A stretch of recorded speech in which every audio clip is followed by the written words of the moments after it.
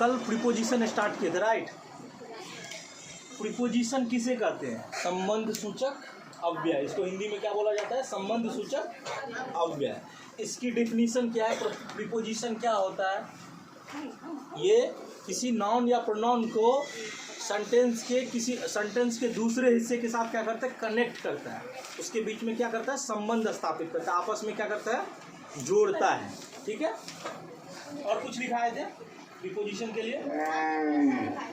ये हमेशा नाउन या प्रोनाउन के पहले पोजीशन क्या आता है? क्या होता है? नाउन या प्रोनाउन के पहले आता है। और जिस नाउन और प्रोनाउन के पहले आता है वो नाउन और प्रोनाउन क्या कहलाता है? ऑब्जेक्ट हो जाता है। क्या हो जाता है? ऑब्जेक्ट। तो प्रीपोजिशन में 3 चीज़ हम लोग सीखा। प्रीपोजिशन में कितने सीखे? 3 चीज़। प्रीपोजिशन में 3 पॉइंट सीखते हैं। पहला तो नाउन और प्रोनाउन का सेंटेंस के दूसरे हिस्से के साथ क्या करता है? संबंध स्थापित करता है। क्या करता है? यानी कि रिलेशनशिप एस्टैब्लिश कर सकता है, जिससे कि नाउन और प्रोनाउन दूसरे पार्ट से कनेक्ट हो सके। जैसे कि हम बोले थे कि राम पटना से आ रहा है। राम पटना से आ रहा है।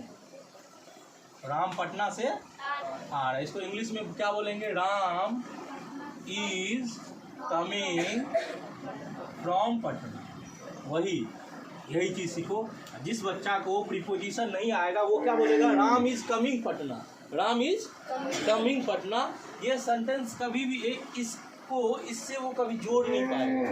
बिना प्रीपोजिशन का राम इज कमिंग और पटना, इस दोनों के बीच में संबंध स्थापित नहीं कर पाएगा। उस संबंध स्थापित करने के लिए हमको किसकी जरूरत पड़ेगी? फ्रॉम की। और फ्रॉम प्रीपोजिशन है। फ्रॉम क्या है? प्रीपोजिशन है। तो प्रीपोजिशन वो होता है जो किसी नाउन या प्रोनाउन को वाक्य के दूसरे हिस्से से संबंध स्थापित करवाता है। प्रीपोजिशन क्या होता है? जो किसी नाउन या प्रोनाउन को वाक्य के दूसरे हिस्से से क्या करता है? संबंध स्थापित करता है। इसमें कोई दिक्कत किसी को? बिना प्रीपोजिशन को हम पटना को राम इज कमिंग से जोड़ पाएंगे? नहीं जोड़ पाएंगे। इसीलिए प्रीपोजिशन फ्रॉम हमें लगाना पड़ता है। ठीक है। और दूसरा पॉइंट क्या लिखाए थे? कि दूसरा पॉइंट ये लिखाए थे कि प्रीपोजिशन हमेशा जनरली नाउन और प्रोनाउन से पहले लगाया जाता है। यानी हमारे लिए अभी पटना क्या है? नाउन है। पटना क्या है? नाउन है। इस नाउन से पहले प्रीपोजिशन को फ्रॉम लगाया गया। प्रीपोजिशन को क्या लगाया गया। ठीक है।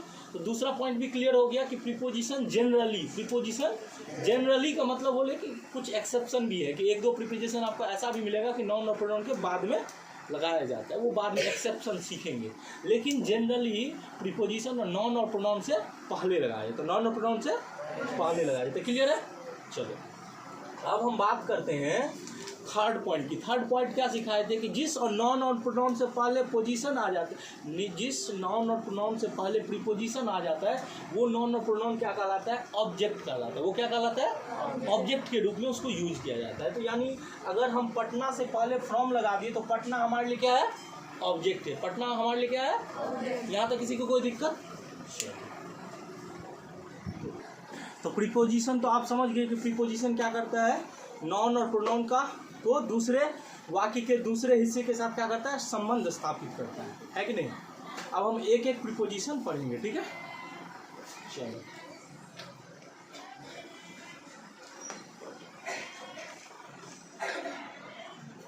हम लोग सबसे पहले स्टार्ट करते हैं फ्रॉम से। किससे? फ्रॉम। FROM। फ्रॉम को हिंदी में क्या बोलते हैं? से। हिंदी में क्या बोलते हैं? से। अब हम इसका यूज करना सीखेंगे कि फ्रॉम को कैसे किसी सेंटेंस में यूज करते हैं। ठीक है। चलो पहला एप्लीकेशन है किसी जगह से। किसी जगह से। किसी जगह से।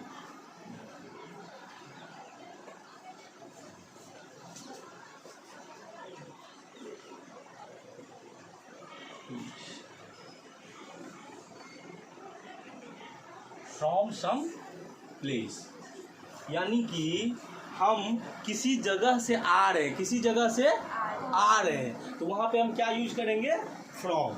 मतलब उस जगह को वाक्य के दूसरे हिस्से से कनेक्ट करने के लिए क्या यूज करेंगे? फ्रॉम का यूज करेंगे। जैसे कि अगर हम इसको एग्जाम्पल के थ्रू अच्छे से समझेंगे, ठीक है, इससे हमको पूरा क्लैरिटी मिलेगा, ठीक है। चलो, I am coming from Patna. शायद मैं ये बता चुका हूँ। मैं पटना से आ रहा हूँ, मैं पटना से आ रहा हूँ, ठीक है।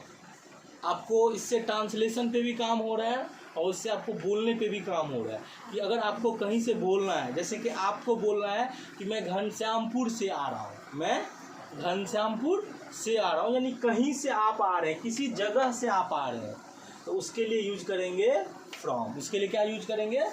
फ्रॉम, ठीक है।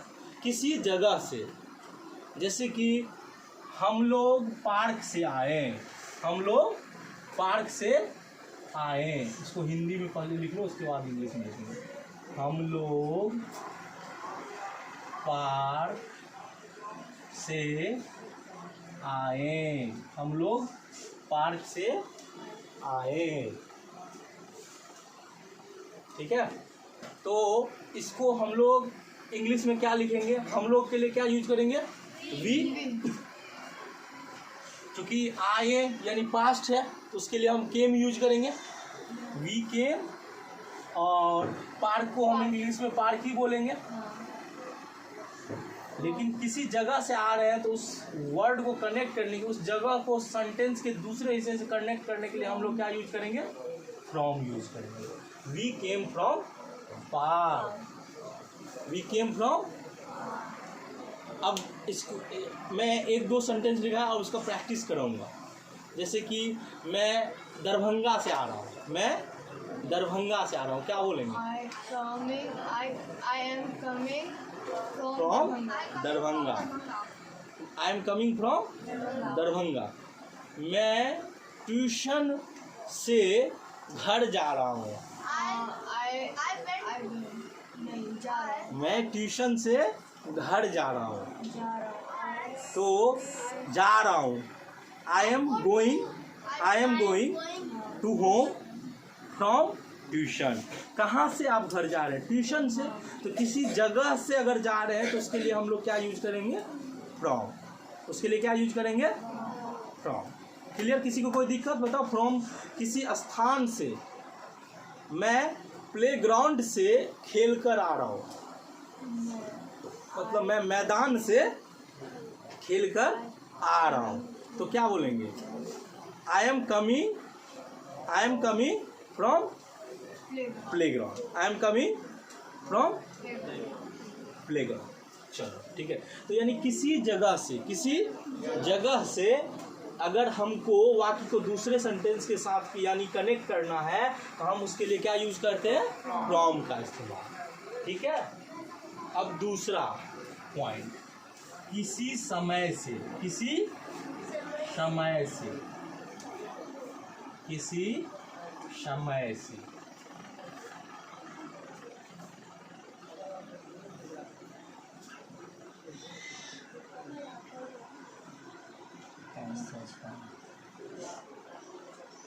पॉइंट ऑफ टाइम, इसका एग्जाम्पल समझो।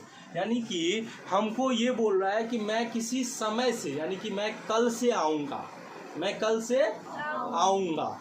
तो अगर ये मैं बोलूँ कि मैं कल से आऊँगा, मैं कल से आऊँगा, तो फ्यूचर सेंटेंस है, तो उसके लिए हम क्या यूज करेंगे? I will come tomorrow. अब आई विल कम टुमारो, तो इस ये हुआ मैं कल आऊँगा, लेकिन कल से आऊँगा उसके लिए हम लोग क्या लगाएंगे? फ्रॉम लगाएंगे। क्या लगाएंगे? I will come from tomorrow, I will come from tomorrow.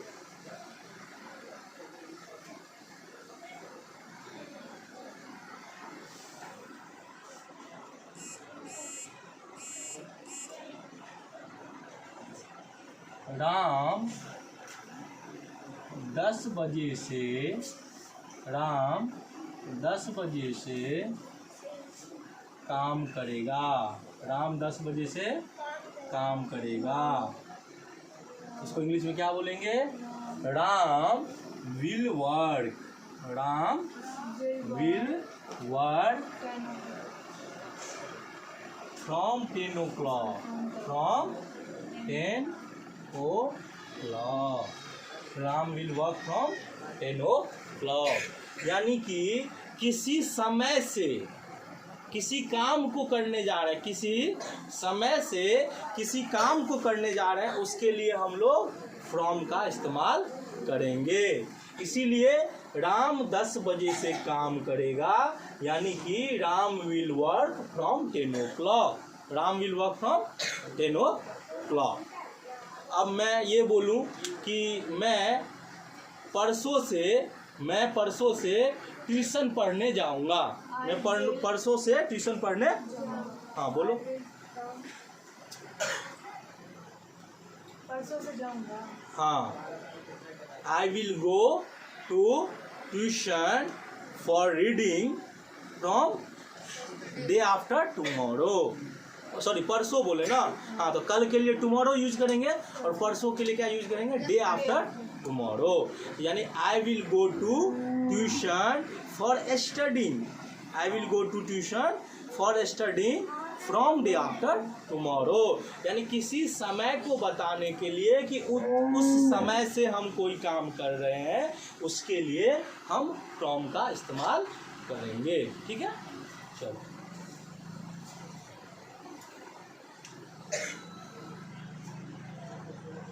अब तीसरी पॉइंट, किसी स्रोत से, यानी कि from any resources. From any resources, इसको समझते हैं sentence. From any resources. Resources बोलो या सोर्सेज बोलो, ज़्यादा अच्छा रहेगा। From any sources.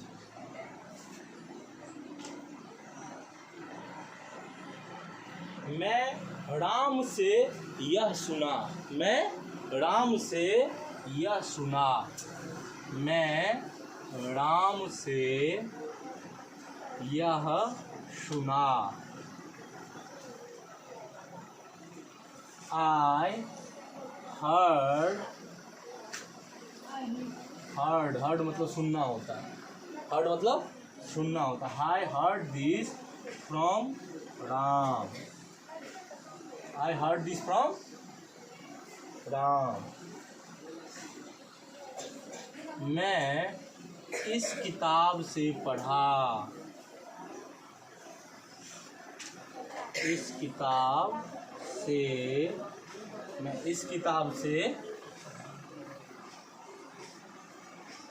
इंग्लिश पढ़ा।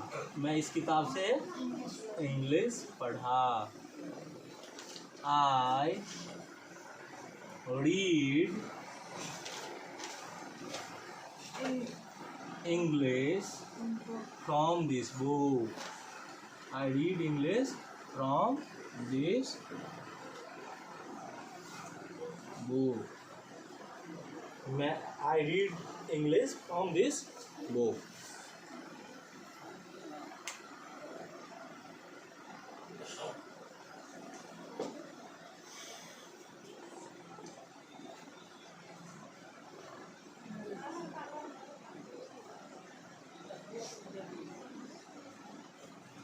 अब इसको समझते हैं। किसी सोर्सेज से, यानी कि किसी सोर्सेज से आपको कुछ जानकारी मिल रहा है। किसी सोर्सेज से आपको कुछ जानकारी मिल रहा है, तो उस सोर्सेज को सेंटेंस के साथ कनेक्ट करने के लिए आपको फ्रॉम का यूज करना पड़ता है। जैसे मैं राम से यह सुना। मैं राम से यह सुना, तो आप कुछ सुने, आपको कुछ जानकारी मिला किसी सोर्स से। यहाँ पे सोर्स कौन है? राम है। सोर्स कौन है? राम है। तो आपको मैं ये बोल रहा हूँ कि मैं राम से यह सुना। मैं राम से यह सुना। तो तो सुनना को इंग्लिश में क्या बोलते हैं? हर्ड। सुनना को इंग्लिश में क्या बोलते हैं? I heard. तो मैं सुना, आई हर्ड दिस, मैं यह सुना। किससे? राम से। यानी कि किसी सोर्स के साथ कनेक्ट करने के लिए आपको फ्रॉम का इस्तेमाल करना पड़ता है। ठीक है, जैसे मैं इस किताब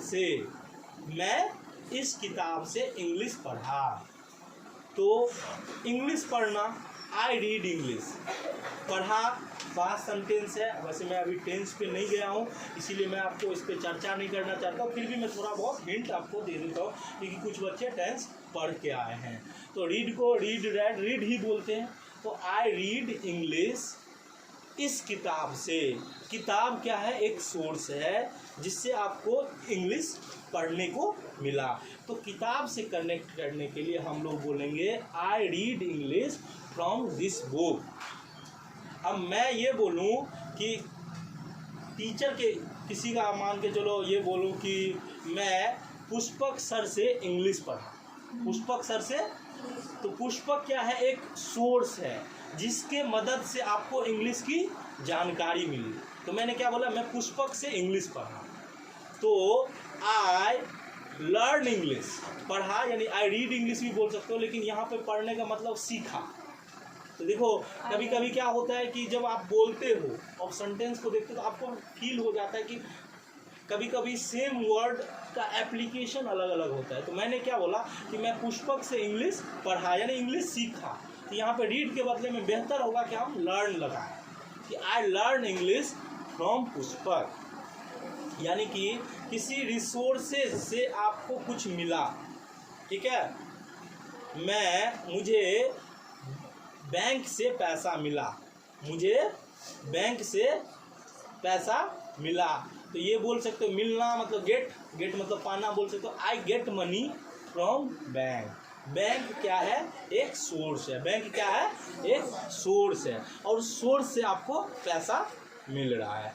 तो यानी कि किसी भी सोर्स से कुछ भी मिल रहा है, चाहे वो जानकारी के रूप में मिल रहा है, या कोई धन के रूप में मिल रहा है, या कोई वस्तु के रूप में मिल रहा है, उस सोर्स के साथ सेंटेंस के दूसरे हिस्से को कनेक्ट करने के लिए हम फ्रॉम का इस्तेमाल करते हैं। क्योंकि ये नॉन प्रोनाउन नहीं है, तो ये प्रीपोजिशन है। ये नॉर्मली टीचर प्रीपोजिशन का डिफिनीशन पढ़ा के निकल जाता है, लेकिन मैं चाहता हूँ आप लोगों को हर एक वर्ड से आपको कनेक्ट कराऊँ। तो थोड़ा सा डिफ़िकल्टी होगा, बहुत स्टूडेंट को एक बार में समझ नहीं आएगा। तो इसीलिए मैं आपको वीडियो मैं जो पढ़ा रहा हूँ उसका वीडियो रिकॉर्डिंग कर रहा हूँ, कि आपको समय पे आपको इसको रिवाइज भी कराऊंगा। जैसे कि हम जब पार्ट ऑफ स्पीच पढ़ लेंगे तो फिर से इसको रिवाइज करवा देंगे, तो आपको प्रैक्टिस हो जाएगा। ठीक है, तो हम एक बार फ्रॉम को फिर से समझते हैं कि फ्रॉम का इस्तेमाल कहाँ कहाँ पे होता है। तो फ्रॉम का इस्तेमाल किसी जगह से होता है। किसी जगह से अगर आप आ रहे हो, या किसी जगह से आप आ रहे हो, जा नहीं रहे हो, किसी जगह को जा रहे हो, तो वहाँ पे टू लगेगा। किसी जगह से आप आ रहे हो तभी आप फ्रॉम का इस्तेमाल। अगर मैं ये बोलूँ कि मैं पटना को जा रहा हूँ, तो क्या बोलूँगा? आई विल, मैं पटना को जा रहा हूँ, या बोल सकते हैं I am going to Patna. तो आई एम गोइंग फ्रॉम नहीं लगा सकते, किसी जगह से आप आ रहे हैं तभी आप फ्रॉम का इस्तेमाल करेंगे। जैसे कि I am coming from Patna, मैं पटना से आ रहा हूँ। मैं पार्क से आया, हम लोग पार्क से आए। We came from park. यानी आप किसी जगह से आ रहे हैं, किसी जगह से आ रहे हैं, तो वहाँ पे आप फ्रॉम का इस्तेमाल करेंगे। ठीक है, इसमें किसी को कोई दिक्कत? किसी जगह से आ रहे हैं तो वहाँ पे अगर आपको इससे भी समरी नोट्स बनाना है तो आप यूज कर सकते हो। ये 3 पॉइंट रखना है। किसी जगह से आ रहे हैं तो फ्रॉम का इस्तेमाल करेंगे। फिर किसी पर्टिकुलर टाइम को इंडिकेट करना, यानी किसी समय से आप कोई काम कर रहे हैं, किसी समय से आप कोई काम कर रहे हैं, तो उसके लिए भी आप फ्रॉम का इस्तेमाल करेंगे। जैसे मैं कल से आऊँगा, मैं कल से आऊँगा, तो क्या बोलूँगा? I will come from tomorrow, I will come from tomorrow. Ram 10 बजे से काम करेगा, राम 10 बजे से काम करेगा। Ram will work from 10 o'clock। ठीक है, गाय 10 बजे से सो जाएगी, गाय 10 बजे से सो जाएगी, तो क्या बोलेंगे? Cow will sleep after 10 o'clock। After लगाएंगे या फ्रॉम भी लगा सकते हैं यहाँ पे, ठीक है। कॉ विल स्लीप फ्रॉम 10 o'clock, ठीक है। इसमें कोई किसी को कोई दिक्कत। फिर है किसी सोर्स से, यानी किसी स्रोत से, फ्रॉम एनी सोर्सेज। किसी सोर्स से आपको कोई जानकारी मिल रही है या कुछ भी मिल रहा है तो उस सोर्स को वाक्य के दूसरे हिस्से के साथ कनेक्ट करने के लिए आप फ्रॉम का यूज कर सकते हैं। कहीं कहीं पे आपको डिबेट करने को मिल जाएगा कि सर यहाँ पे फ्रॉम के बदले में ये भी लगा सकते हैं। जी हाँ, बिल्कुल। आपको कभी अगर आपको कोई ऐसा प्रीपोजिशन लगे कि अप्रोप्रिएट है, जैसे मैं बोला फ्रॉम के बदले में मेरे मुंह से क्या निकल गया, आफ्टर, तो जब आप पूरा प्रीपोजिशन पढ़ लेंगे तो आपको पता चल जाएगा कि कौन सा सेंटेंस में कौन सा प्रीपोजिशन अप्रोप्रिएट होगा, ठीक है। तो हम अभी बात कर रहे थे किसी सोर्सेज से, जैसे मैं राम से यह सुना, मैं राम से यह सुना, यानी किसी चीज़ की जानकारी मिल रही है आपको। किससे मिल रही है, राम से। तो राम क्या है, एक सोर्स है, ठीक है। मैं ये बोलूँ कि मैं अखबार से रोज़ समाचार पढ़ता हूँ, मैं अखबार से रोज़ समाचार पढ़ता हूँ, तो मैं क्या बोलूँगा, आई रीड न्यूज़। समाचार को इंग्लिश में क्या बोलते हैं, न्यूज़। आई रीड न्यूज़, मैं समाचार पढ़ता हूँ। किससे, अखबार से, from news paper. I read news from news paper. तो क्लियर है कि अगर हमको किसी सोर्स से कोई जानकारी मिल रही है, उस सोर्स को वाक्य के दूसरे हिस्से से कनेक्ट करने के लिए हम फ्रॉम का इस्तेमाल करते हैं। यानी किसी जगह से आ रहे हैं तो फ्रॉम का इस्तेमाल कर रहे हैं, किसी समय से कोई काम कर रहे हैं तो फ्रॉम का इस्तेमाल कर रहे हैं, किसी सोर्सेज से हमको कोई जानकारी मिल रहा है तो फ्रॉम का इस्तेमाल कर रहे हैं। किसी को कोई दिक्कत। चलो हम लेते हैं एक सेकंड, ठीक है। तो हम लोग क्या सीख रहे हैं, ऑफ का यूज। ऑफ का मतलब होता है से, किसी सतह से अलग होना, किसी सतह से अलग होना, किसी सतह से अलग होना। Leaving a surface, leaving a surface, leaving a surface. इसको समझेंगे हम लोग।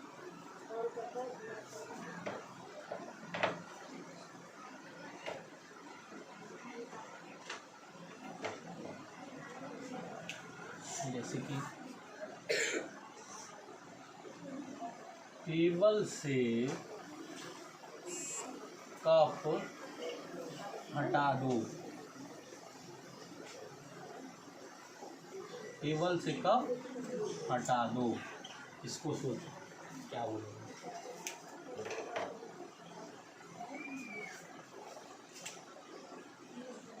Move the cup, move the cup off the table।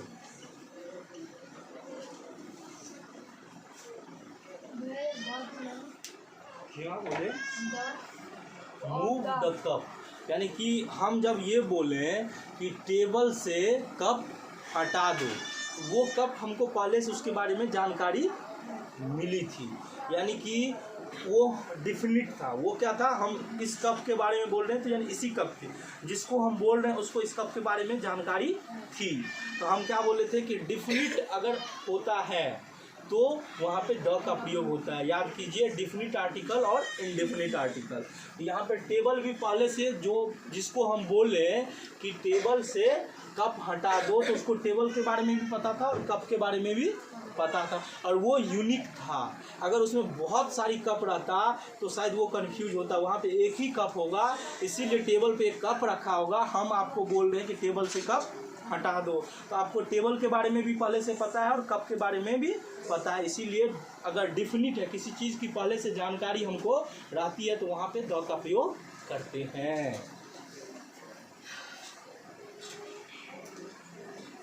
अब आप ध्यान से देखो, move the cup of the table, move the cup of the table, किसी सतह से अलग होना। यहाँ पे से के लिए मैं ऑफ का यूज कर रहा हूँ।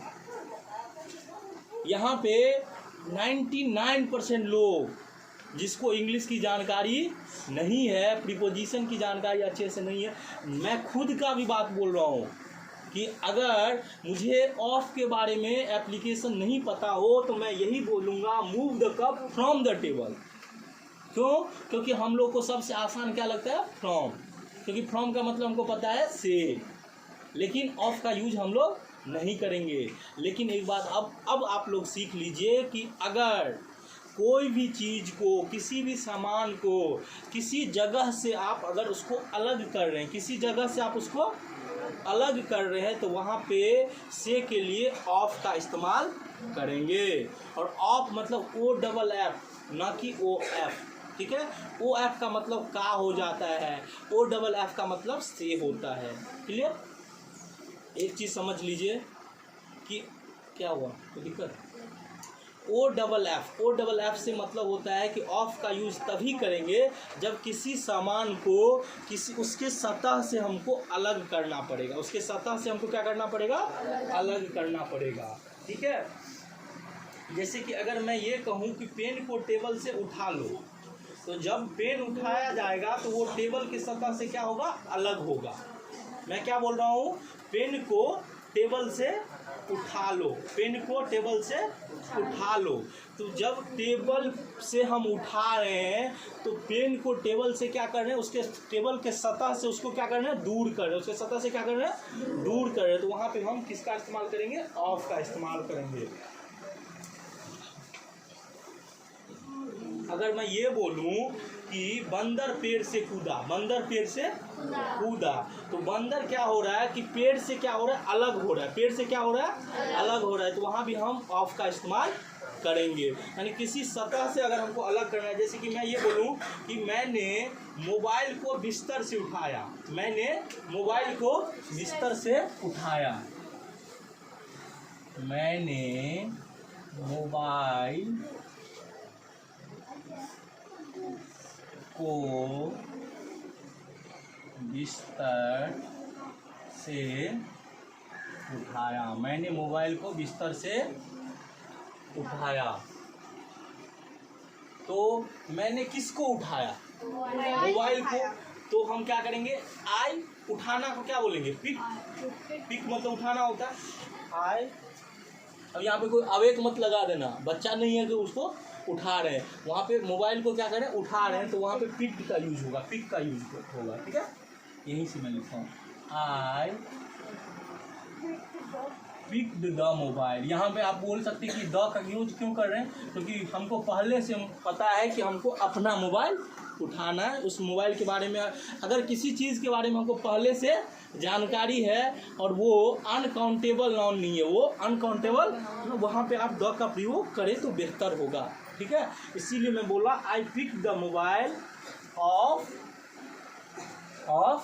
The bed, off the sorry I pick the mobile off the bed. यहाँ पे ऑफ का प्रयोग कर रहे हैं। किसका प्रयोग कर रहे हैं? ऑफ का प्रयोग कर रहे हैं। किस लिए कर रहे हैं? बेड से मोबाइल को उठाने के लिए, बेड से मोबाइल को दूर कर रहे हैं, बेड से मोबाइल को दूर कर रहे हैं, इसीलिए सतह से दूर हो रहा है, इसीलिए यहाँ पे ऑफ का प्रयोग कर रहे हैं।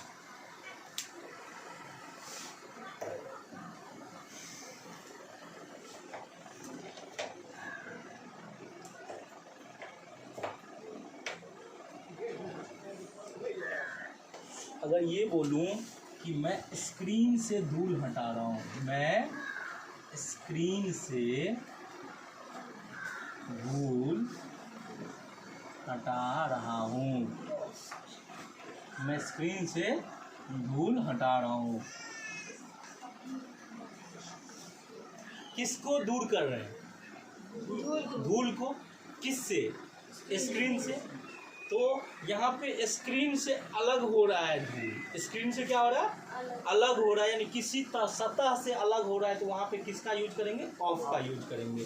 तो मैं स्क्रीन से धूल हटा रहा हूँ, तो हटा रहा हूँ I am wiping, I am wiping किसको? Wiping dust off the screen, of the screen. I am wiping dust of the screen.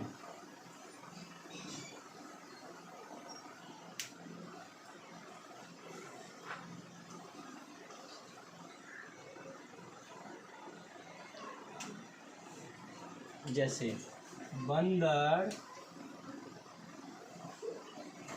पेड़ से कूदा, बंदर पेड़ से कूदा। तो यहाँ पे क्या हो रहा है, बंदर किससे अलग हो रहा है, पेड़ से। तो हम बोलेंगे मंकी, मंकी भी लगा सकते हैं, द मंकी भी लगा सकते हैं, द मंकी जंप्ड, जंप्ड मतलब होता है ना कूदना, jump of the tree, the monkey jumped of the tree.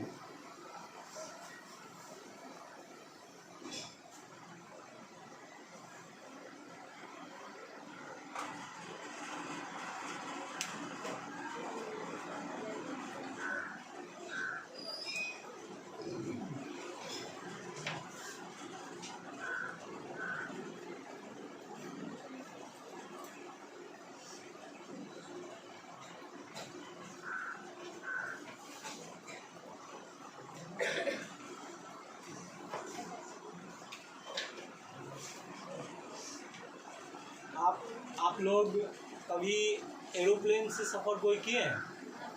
नहीं किए। तो जब आप एरोप्लेन से सफ़र करेंगे तो जब एरोप्लेन जब उड़ता है, एरोप्लेन जब उड़ता है तो हम लोग टेक ऑफ बोलते हैं। क्या बोलते हैं? Take off. कि अभी जस्ट टेक ऑफ हो रहे हैं, टेक ऑफ हो रहे हैं मतलब अभी जस्ट उड़ रहे हैं, मतलब हवाई जहाज ज़मीन को छोड़ के उड़ रहा है, यानी टेक ऑफ हो रहा है। क्यों यहाँ पे ऑफ का यूज हुआ? क्योंकि हवाई जहाज जो है वो ज़मीन को छोड़ रहा है, इसीलिए टेक ऑफ का इस्तेमाल करते हैं। यानी कि अगर कोई भी चीज़ अगर अपने सतह को छोड़ रही है तो वहाँ पे आप ऑफ का इस्तेमाल कर सकते हैं। तो मुझे लगता है कि क्लियर है कि अगर कोई भी चीज़ सतह को छोड़ रही है तो वहाँ पे हम लोग ऑफ का इस्तेमाल करेंगे। आई थिंक मेरे को नहीं लगता कि इसमें कोई डाउट है। हाँ, इसको जब प्रैक्टिस करेंगे तो आपको और ज़्यादा क्लैरिटी मिलेगी। ठीक है, ये 4 सेंटेंस में किसी को कोई दिक्कत, जैसे टेबल से कप हटा दो, टेबल से तो कौन हट रहा है, मतलब क्या हट रहा है, कहाँ से, क्या हट रहा है, कप हट रहा है टेबल से। ठीक है, तो हम किसको मूव कर रहे हैं, कप को, तो इसीलिए लिखे move the cup, move the cup हटा दो, मूव द कप, कहाँ से, टेबल से। तो टेबल से, टेबल एक सतह है जहाँ से कप को हटाया जा रहा है, यानी कि कप जो है अपनी सतह को छोड़ रही है, अपनी सतह को क्या कर रही है, छोड़ रही है। तो उसके लिए हम, इसीलिए हम बोले move the cup of the table. Clear है? दूसरा, मैंने मोबाइल को बिस्तर से उठाया, मोबाइल को बिस्तर से, कहाँ से, बेड से। किसको उठाया, मोबाइल को। कौन सतह छोड़ रहा है, फोन। ठीक है, तो इसीलिए बोला कि मैं उठाना, I picked the mobile, I picked the mobile, कहाँ से, बिस्तर से, ऑफ द बेड। मैं स्क्रीन से धूल हटा रहा हूँ, स्क्रीन से कौन सतह छोड़ रहा है, धूल।